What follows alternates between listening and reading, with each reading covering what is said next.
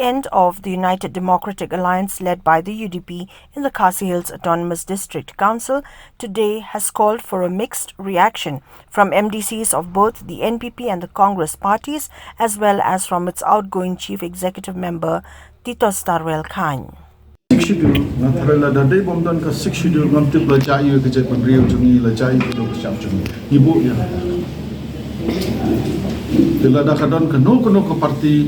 ke ban bo ya kata hakmat ikloi ka sharing ni house ya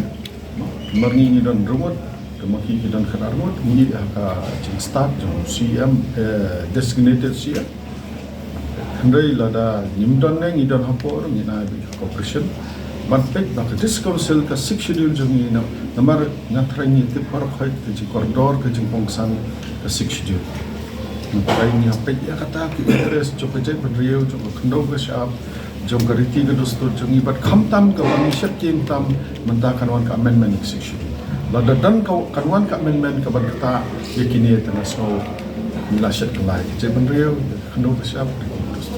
Tinibu ya kata kerja benriu hakmat ibu ya kariti ke dostor lacong hakmat ya ke jinglong trial kendo jinglong trial kendo ke siap hakmat keno interest ke bagi ibu hakmat keno ke jembom suatu jemut akan isi de nangta ba lada ni mai jengkersan la manwan ko ko sulung ni teban mentakan wan sukamen dia ke subsidi ibu par khoi kita hakmat Kaba lada ngimdan menta hak amendment menta yo parlimen ki wana menta delada kawan ke governance rule mano ban pek bai ki project reo jungi khndo ka sha ti dosto jungi numta